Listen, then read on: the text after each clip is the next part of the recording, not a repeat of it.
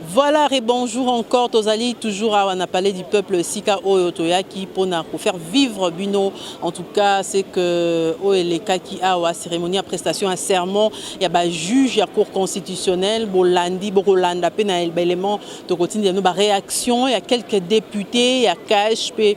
Il y a FCCND Baboy Kolobame Bazala qui présent na kati ya salle boromona quelques-uns na ba image o toko présenter na bino borozope chaleur ezaki na kati ya salle de congrès mais na signaler bino que en tout cas bolimbi siming pour ba image mosusu ezaki moi pasi cameraman kokota na kati na sika oyo tozwaki yango penza na téléphone to sali quelques interviews na téléphone on to kosenga bolimbisi misusu to ko sa na simatango akoti na moi Kokoso, mais à côté quand même, peut-être aussi la réaction, Borolanda ba réaction, il y a professeur Mbata, Borolanda ba réaction, il y a quelques membres, il y a Cash, président du groupe parlementaire, il y a Cash en Assemblée nationale, Borolanda ba député, qui peut ba sympathisant, ou bazala qui a assisté à la cérémonie, à prestation et à serment, il y a 3 juges qui récemment nommés. Je rappelle que juge Wana Bazaki nommé depuis le 17 juillet dernier. Bazaki nommé ti lelo bazaki ba prêter un serment mais lelo yo ba prêter serment à l'absence. Il y a bureau, il y a 2 chambres, il y a parlement. Restez alors connectés. Bozwa ba réaction na chaleur aux zaki na kati ya salle de congrès.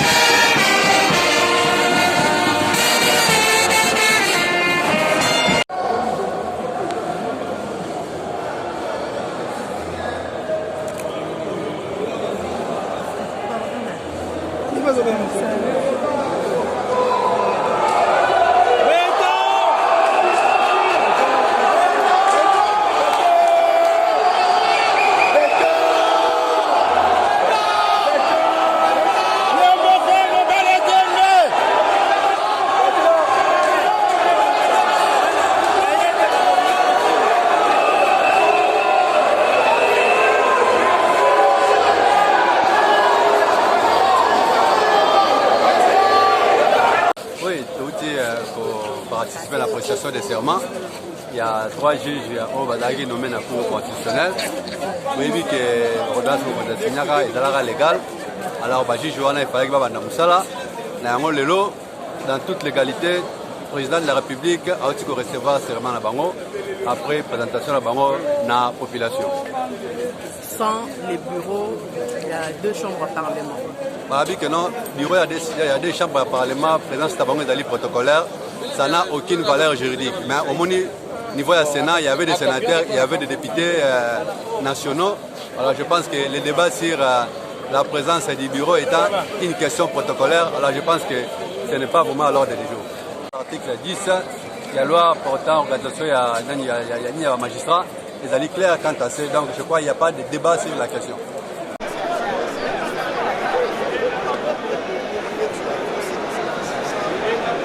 Dans ce plaidoyer, nous avions clairement dit que pour nous, il faut nécessairement un consensus général sur toutes les réformes institutionnelles, en commençant par la commission électorale, la composition, mais également le retour à 2 tours de la présidentielle. Nous avions estimé que pour nous, il fallait que la commission électorale nationale indépendante soit composée uniquement de membres de la société civile. Que nous, les politiques, nous n'en fassions plus partie. Nous avions proposé que les gouverneurs de province et les sénateurs soient élus au suffrage universel direct. Nous refusons de faire élire également le président de la République au second degré par les députés et les sénateurs. Ça, c'est une prérogative qui revient au peuple souverain. Voilà pourquoi moi, en tant que coordonnateur et président statutaire de l'AFDCAJ, deuxième force politique de notre pays, j'ai estimé qu'il fallait répondre à l'appel du président de la République en participant à cette prestation de serment. Nous avons dit clairement que nous sommes une composante autonome, c'est-à-dire l'AFDC alliée est dans la majorité parlementaire, mais nous ne sommes ni dans le FCC, ni dans le CACH, encore moins dans la MOUCA. Nous sommes une composante, vous savez, nous avons quand même 145 élus directs et indirects. C'est un poids lourd qui vaut la peine d'être considéré comme une composante à part entière. Pourquoi est-ce que chez nous, on ne peut pas comprendre? J'ai toujours dit que tout le monde n'est pas juriste. Et tout juriste n'est pas constitutionnaliste. Combien de fois on va le dire? J'ai dit à plusieurs reprises que cette prestation de serment, d'abord l'ordonnance qui a nommé les magistrats, était parfaitement constitutionnelle. C'est moi qui l'ai dit. Est-ce que vous avez vu un grand constitutionnaliste s'opposer à ça? Un grand constitutionnaliste qui est connu dans ce pays comme un constitutionnaliste. Est-ce que vous en avez entendu un seul qui est venu dire que ce n'était pas constitutionnel? Vous n'en avez pas entendu. Vous avez entendu certains avocats qui se disent qu'ils ne le sont pas. Quel est ce professeur de droit constitutionnel dans ce pays qui vous a dit que c'était en violation de la Constitution? Vous n'en avez pas eu. Donc que la presse ne fasse pas des constitutionnalistes, des personnes qui ne sont pas constitutionnalistes. C'est ça le problème. Donc l'ordonnance était parfaitement constitutionnelle. La prestation de serment, vous venez de le voir et je l'avais dit avant, à la tribune, il n'y avait pas de place pour la présidente de l'Assemblée nationale. Il n'y avait pas de place pour le président du Sénat. Tout le monde était dans les pourtours, comme on dirait. Et puis, cette prestation de serment s'est faite devant l'Assemblée nationale, le Sénat et le Conseil supérieur de la magistrature représenté par son bureau. L'article 10 de la loi organique portant composition, organisation et fonctionnement plutôt de la Cour constitutionnelle. Donc on ne dit pas devant le bureau de l'Assemblée nationale, on ne dit pas devant la présidente de l'Assemblée nationale. Ils ont choisi de ne pas venir, quitte à eux. Je l'ai dit, ce n'est pas parce que vous ne venez pas, vous êtes invité à une fête de mariage, vous ne venez pas, que vous allez annuler un mariage. Cette affaire est terminée et la Cour est entrée en fonction. L'état de droit, on progresse. le FCC qui a boycotté cette le FCC, le canton qui est au pouvoir, majoritairement a boycotté cette cérémonie qui est dans ce passé. Bon, je dois d'abord vous dire que j'ai vu des sénateurs du FCC dans la salle. J'en ai vu. Parce qu'ils ne pouvaient pas obtempérer. Vous savez, l'article 101 de la Constitution dit que le député national représente la nation, le mandat impératif est nul. Vous êtes au PPRD. Vous avez un secrétaire général ou un secrétaire général adjoint. La personne n'a pas été élu député national. Même député provincial, il a échoué dans sa propre circonscription et il vient donner des instructions à un premier ministre. Une personne qui a même échoué d'être député provincial, il vient donner des instructions aux députés nationaux. C'est la catastrophe. Je félicite les membres, les députés ou les sénateurs du FCC qui sont venus et qui n'ont pas voulu obtempérer à un tel ordre illégal. Comme Makambo et Salami, ils allaient conforme, en français, conforme à la constitution. Le président Nabiso a signé que ordonnance. Basala ngo malamu sur proposition en conseil supérieur de la magistrature ndenge constitution na biso elobi lelo ebomoni prestation de serment ndenge salami ndenge elingaki salama d'après article 10 au tobenge na français loi oyo etali makambo ya fonctionnement ya cour constitutionnelle balobi bandeko wana baponi ba juge constitutionnel ba serment na bango ezalaka liboso ya peuple bomoni peuple belé batondi liboso ya président de la République, bomoni président de l'Assemblée nationale, liboso ya Assemblée nationale, bomoni ba député. Attention, balobité liboso ya président de l'Assemblée nationale, balobité liboso ya bureau ya Assemblée nationale. Devant Sénat, balobité président ya Sénat ou bien bureau ya Sénat. Bureau balobi ezende ya conseil supérieur de la magistrature, bomoni yango. Bamousi autorisé kaka ba invité pour na ko applaudir. Donc on attendait que le président du Sénat, le président de l'Assemblée nationale, baya kobeta maboko. Parce que bazali ata na acte moko ya kosala te. Et puis bon monaki yango. Ata appel nominal bolo ba me koro mezalakate koro mezalakate. Ba yebisa bato na français nini. Donc wana nde constitution wana. Alors to yebisi bandeko. Bandeko basali recours en interprétation na cour constitutionnelle. To yebisi bango soki bosenga interprétation article 158. Recours en interprétation et qu'on annule l'ordonnance. Bon, mon problème est que les années. Bande qu'on a biso bazangi ata bazé sur na ba consonance qu'on a dit. Il n'y en a pas. Est-ce que bon mon ba consonance na yebi ba consonance azakati na bango. Mais zo mon anate. Ils n'ont pas un seul constitutionnaliste motoza avocat. Ce n'est pas parce qu'on a avocat za constitutionnaliste. Aussi au mona bi makambo to lobaka motoyo sa za na spécialisation na ye. Aussi au mona wapi ozali na hernie okende na pédiatre soigner. Ozali na nerf, ozobela nerf, okende pa ya dentiste moto mongango yo aswanya kamino. Non, likambo chez akaba ba spécialiste nango. Donc likambo lelo et salami conforme à la constitution ou à recevoir seulement des présidents de la République Félix Tshisekedi a sali yango binomoko boyoki a pesi seulement c'est terminé cette affaire là. Bande qu'on a biso bazaki il faut bien comprendre. Le droit de paix à Kamakasi, attends aux présidents du Parlement, ils ont difficile à comprendre. Mais comment on a une coalition d'avenir, déjà des bras de fer et commis? Mais battre les conclusions, non? Le Premier ministre a été, ce qui vous a logique, qu'il ait démissionné.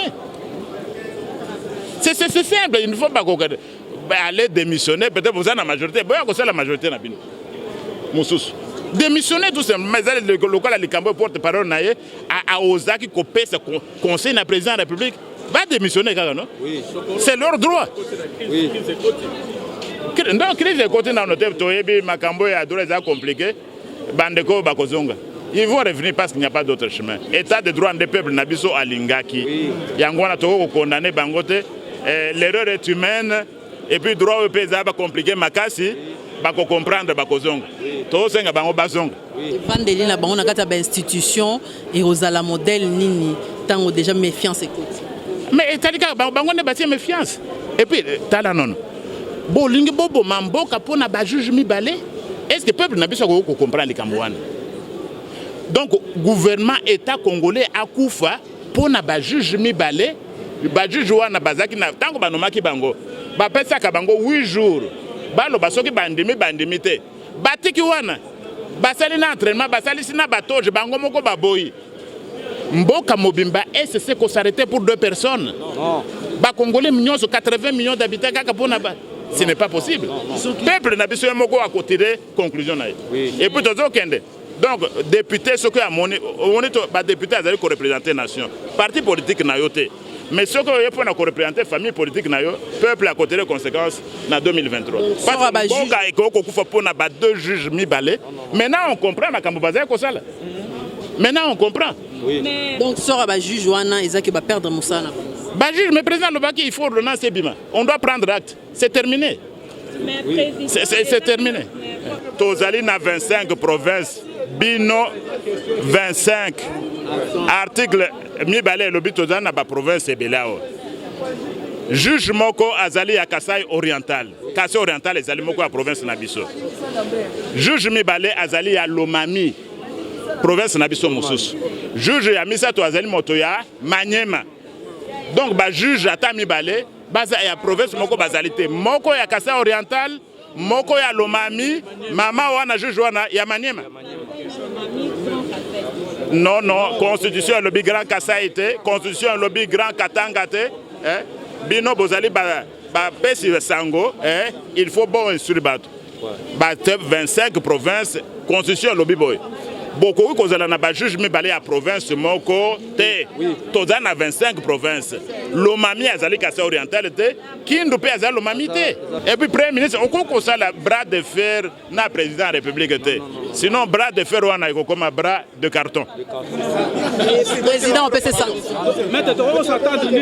président sanctionne ni président ko pesa sanctionne ni président ko pesa en tant que chef hiérarchique nazo lobana na makambo wana té na ebi na note soki akosenga bolimbisi toyebi makambo elekaka wana alobaki no nazalaki te metango bakomaki na conseil ya gouvernement ya ministre abimisaki liso monoko te peut-être akosenga bolimbisi peut-être na ebi te biso bango moko batire conclusion biso président Félix Tshisekedi azali mpona koservir mboka soki omoni ko ozali prêt à koservir mboka te kendo servir parti na yo soki olingi kosala na ferme kende na ferme osalaka mosala na ferme ou bien na ba hôtel soki ozali incapable ya kosalela mboka tire conclusion mais awa tozali mpona koservir peuple et puis nazoloba boye politique ezali na ntina te soki bapoliticien baye mpona mabumu na bango si ce n'est pas pour servir le peuple souverain politique ezali na ntina te et puis biso moko bato ya mayele baprofesseur d'université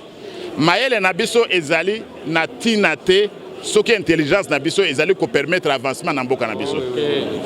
On ne peut pas faire la science du ventre comme on fait la politique du ventre. Je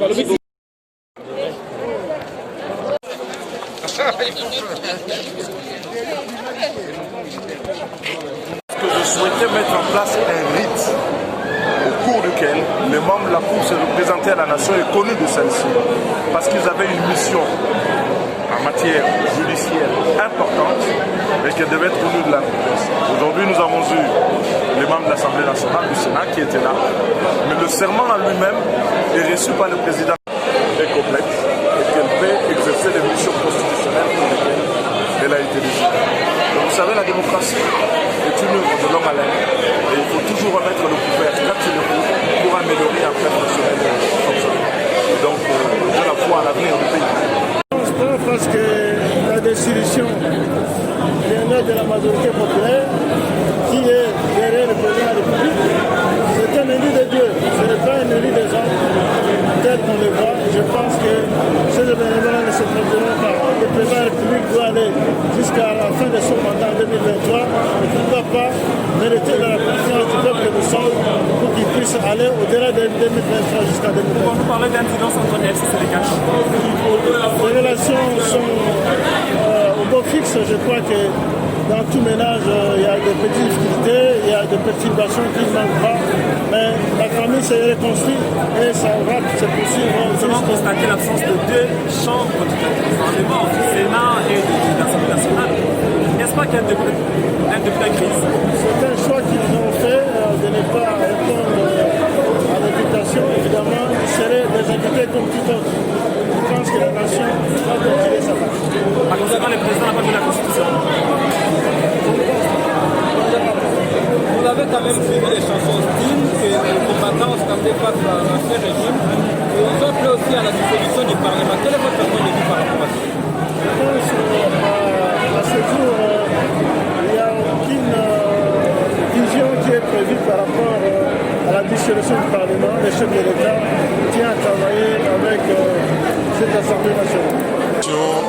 nalobi ete ekosalema devant le président de la République, c'est-à-dire Yemoko en tant qu'institution, et devant les députés oyo représenter le peuple.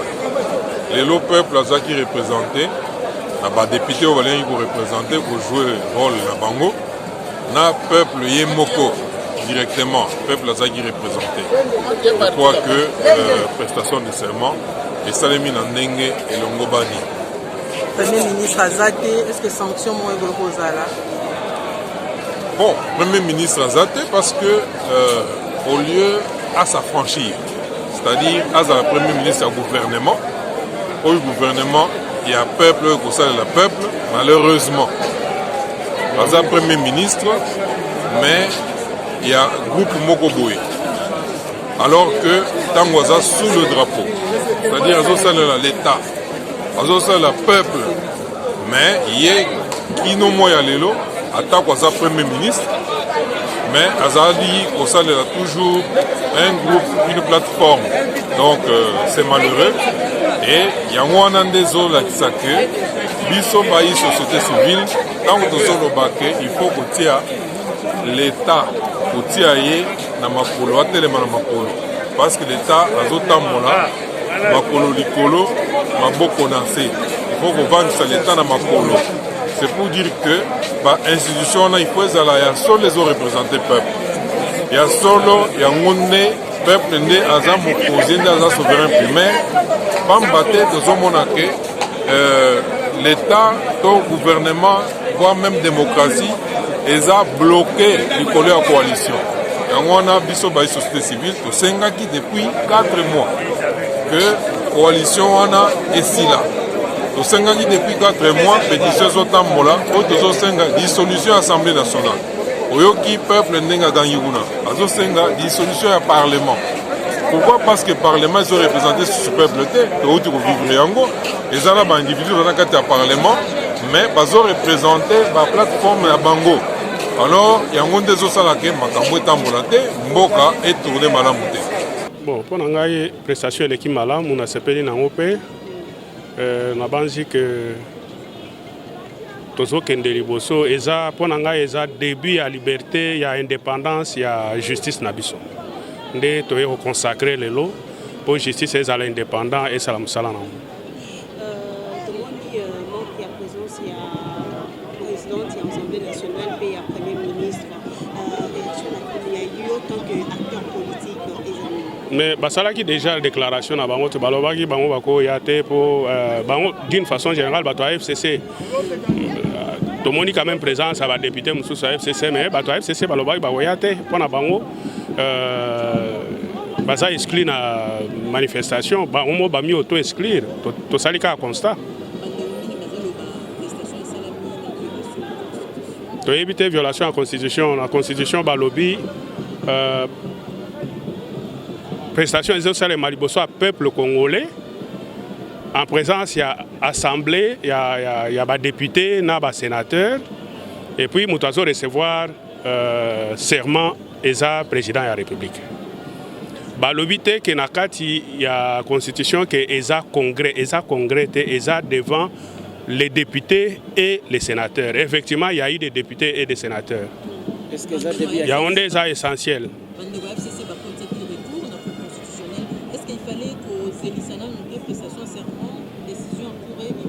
Non. Balobité que ceux qui beaucoup de requêtes et les kolobake boanile ordonnance à chef de l'État, ordonnance c'est zalaki en vigueur et puis en plus calendrier est déjà établi, on a respecté le calendrier.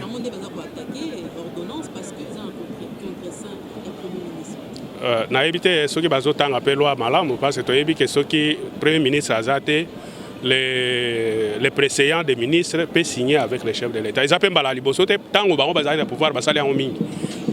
Basala qui on a makila basala on a ministre mususu. Basali comme on a été violation de la constitution. Constitution ba comme on a encore siko. Comment on va prévoir la relation FCC en cash? Biso toyebi que baza ba partenaire na biso. Mais ceux qui ba moni que mariage en wezo simbate et si l'idée Tokabwani problème exact, so Tokabwani, Tokosenga président a nommé Moutoya ko identifier majorité à Sika parce que nakati ya salle na tozaki plus de 170 députés, plus de 170 députés, IDP ça a 70 députés, IDP ça a 32 députés. Et INC a 16 députés, total toza 48, mais 170 ba uti wapi. Donc elingi kolobake liboso atozo kende il faut ba identifier majorité msusu et rechanger to yebi que majorité rechanger bazo mikosa parce que ba député ya FCCP bazaki nakati. Accord eza constitution te. Accord ata mwasi na mobali bobalani boyokani ke bosala libota soki esimbi te bokoka bonati. Accord eza constitution te biso tozolanda constitution to moni place président violent ote. Crise to mesana ba crise. Banda nini yango coalition yango yeto ezaka crise sur crise. Lelo eza oyo ebimi toyokani eleki oyo ebimi toyokani eleki mais ngana yebi ke ezande bobangi nde ekoti na kan ya FCC bazobanga makasi. Bazobanga ke soki bazana injonction au sala na justice te makambo yo ko changer liboso a tozokende. Donc eza o wana eza te o bango bazo lakisa na opinion que ba violer constitution. Président a violé constitution à article moko te. Biso tozo encourager chef na biso asala musala ndenga za koba. Tozo mona ke azokoba musala azosala musala bien akoba ko sala ndenga wana po justice ezala réellement indépendante po mutu nyoso a oyo akoki ko devoir justice justice à Salam na correctement.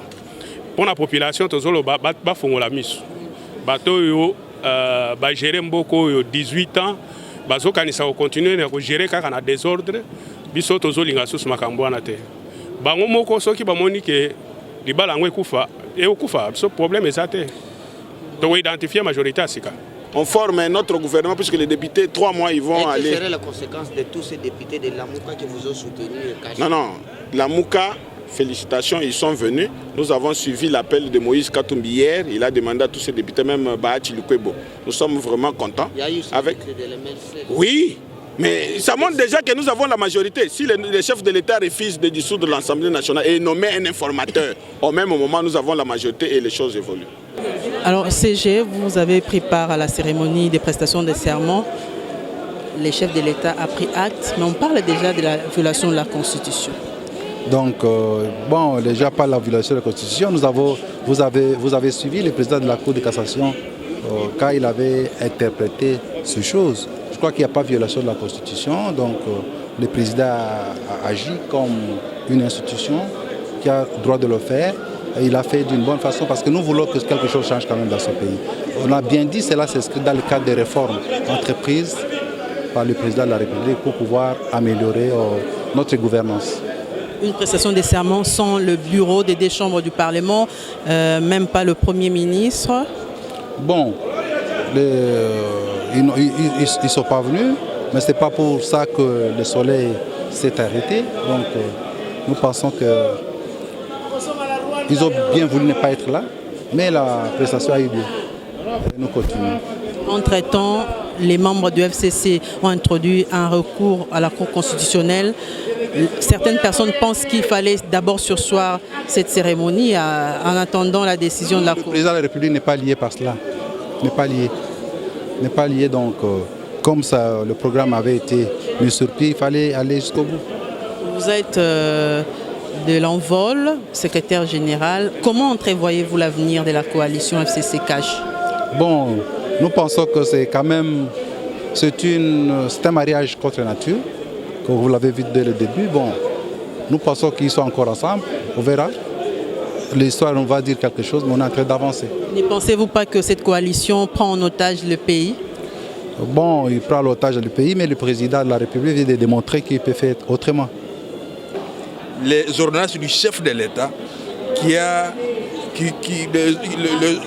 ordonnances qui ont nommé les nouveaux magistrats pour amener un nouveau souffle au niveau de la Cour constitutionnelle. Et donc c'est ça notre présence ici. Alors, croyez-vous que l'FCC est déjà à l'opposition contre Lamouka et CACH? Les FCC participe au pouvoir. Nous ne pouvons pas dire qu'il est dans l'opposition. C'est nous qui sommes de l'opposition. Nous, les députés de la Mouka, parce qu'on a choisi être des opposants et ont choisi être du pouvoir. Et quand ils refusent de pouvoir participer à la prestation du serment de juges de la Cour constitutionnelle, là nous disons que eux-mêmes sabotent les institutions que eux-mêmes sont en train de gérer, d'animer. Alors vous avez des recommandations à faire à ces nouveaux juges qui viennent d'être... nous voulons qu'il soit impartial. Nous voulons qu'il soit impartial parce qu'il y a la République, tout peuple qui compte sur eux. Alors ils doivent changer, ils ne doivent pas être comme les anciens juges qui viennent d'être remplacés. Oui, donc c'est l'impartialité que nous voulons que ça leur caractérise. Bon, la coalition, vous savez, dans un mariage, il doit y avoir la volonté de deux partenaires. Si un partenaire essaie de paralyser l'autre, je pense que ce mariage-là ne peut pas tenir. Nous sommes arrivés aujourd'hui donc à constater que le FCC n'a pas de bonne volonté et ne peut pas soutenir donc les actions du chef de l'État, bien au contraire. Le FCC fait tout pour paralyser le chef de l'État et empêcher qu'il puisse donc fonctionner. Moi, je ne serais pas déçu s'il y avait divorce aujourd'hui. Et nous appelons donc ce divorce-là de tous nos voeux pour que le chef de l'État puisse avoir donc des mains libres de constituer son équipe comme il veut et de faire marcher la République dans l'intérêt du peuple congolais. Entre-temps, on sait qu'au Parlement, c'est le FCC qui est majoritaire. Vous avez entendu le peuple parler. Le peuple donc reconnaît qu'il y a le FCC qui est majoritaire au Parlement et le Parlement ne semble pas faire grand-chose, sauf à réclamer des augmentations de salaires de $2000 donc par mois pour les députés qui ne travaillent même pas. Donc je pense que le chef de l'État peut prendre avantage de la situation actuelle, de la situation conflictuelle avec ce regroupement-là pour dissoudre l'Assemblée nationale, réorganiser les élections et je peux vous assurer que si on réorganise les élections, les gens du FCC ne seront pas réélus comme ils le pensent. La population dehors là n'en fait pas du tout. La population dehors semble être avec le chef de l'État et voudrait que les choses puissent changer. C'est regrettable, je les inscris dans le contexte des caprices et des tensions de la coalition gouvernementale, mais aussi des intérêts partisans. C'est regrettable, mais le plus important c'est que la cérémonie solennelle a eu lieu et aujourd'hui nous avons une cour constitutionnelle fonctionnelle. Nous sommes tous réveillés, un jour comme tous les autres jours, le soleil s'est levé, le soleil va se coucher, mais on réalise tous ensemble que le soleil se couche avec une cour constitutionnelle fonctionnelle à l'avantage de la justice et de l'état de droit. Accompagner le peuple FCC a échoué.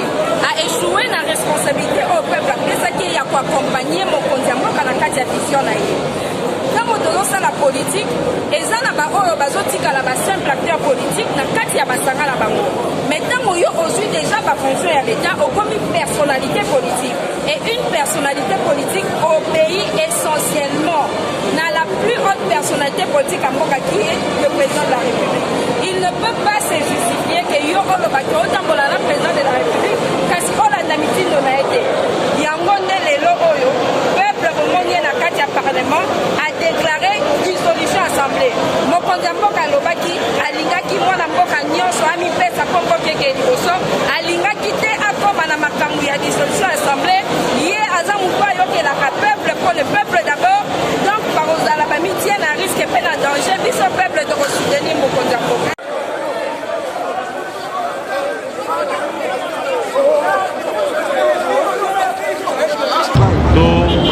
Instaurer réellement l'état de droit car il va jouer échec donc va prêter serment là-bas, le président recevoir serment et Mibé Kolobi clairement que devant Assemblée nationale, Sénat, Conseil supérieur à la magistrature, mais c'est le président qui reçoit les serments. À recevoir serment là-bas, à jouer acte, c'est fini, ce sont des juges constitutionnels. Déjà déjà lobby babandi misala na bango. Bon, en tout cas, basilingelaka moto aboyi koya na fete na yo te. Soki oinvite moto aboyi na ye koya, l'essentiel eza ce qui vient de se faire, l'activité salama esili. Et puis ça appartient au passé, total à ce que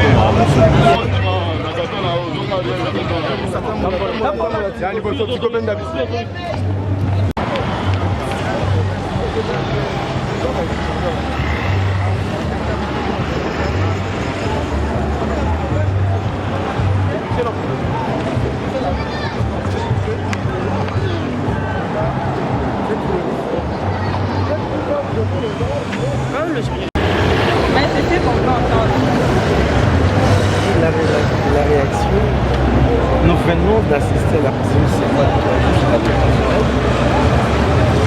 et ça valait la peine parce qu'en fait les pays doivent quand même évoluer. On ne peut pas parler état de droit sans que la Cour constitutionnelle ou les causes et tribunaux fassent le travail. Le chef d'État a nommé. Ils ont prêté serment, il a pris acte. Nous sommes venus pour assister à la cérémonie. Parce que quand on dit devant la nation, nous sommes aussi partie prenante de cette nation-là. En tant que leader politique, nous avons une revendication dans la nation. Parce qu'il est dit qu'on présente les hauts magistrats devant la nation. Il allait des choses. Voilà pourquoi nous sommes venus. Ça s'est très bien passé.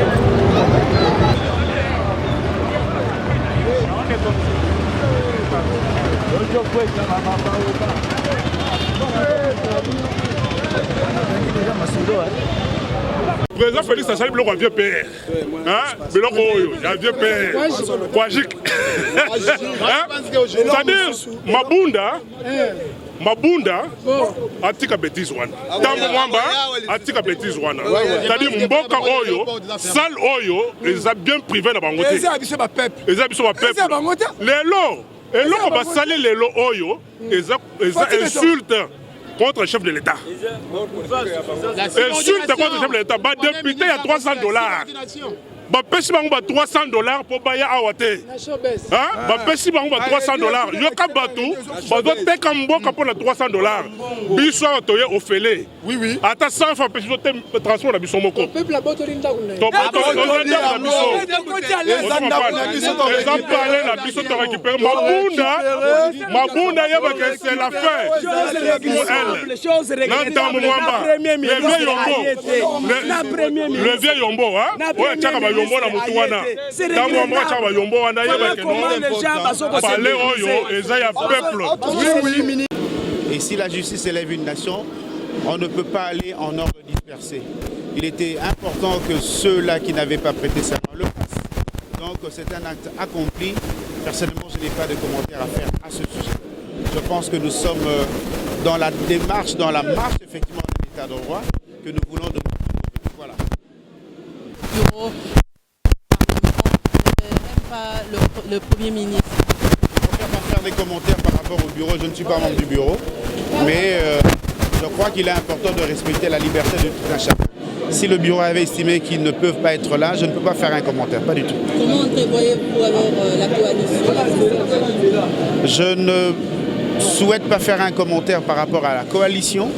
Vous devez comprendre que par moment, il y a des matières qui n'appellent pas à des commentaires. Donc je préfère me limiter là-bas. Voilà.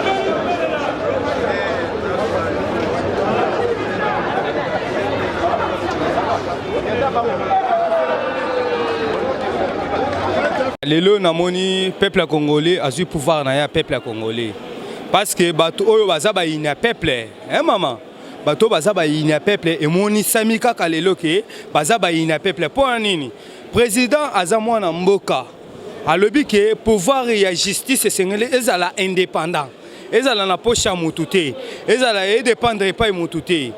Mais lelo tomoni bana batu oyo bazaki koyiba biloko peuple aza ko sepela te peuple aza ko souffrir bamilobi ke bango makambo oyo concerne bango te yango nde biso tolobi ke match esili oyo nga na kosenga président esengeli anome kaka informateur mpo na koyeba majoritaire ekomi kote nini mpe ezawa wapi bato ebele babatami na nsima lokola ngubu te ngubu akotaka na kati ya poso akoti abatami na kati ya biloko moko boye ya popolo ya makelele ya pambake toza majoritaire mais majoritaire mpe eza te soki eza motuna okotuna nga nakoloba nanga kaka olobi deya kitoko azali na bokonzi ya solo oyo no pas oyo bango babandaki kokanisa ete akozala bongo mwana bitinda na bango ndenge babengaki président ya étiquette lelo etalisami polele ete azali chef de l'État en part entière. Alors, peuple congolais a beleli mokonzi mboka ke balingi dissolution.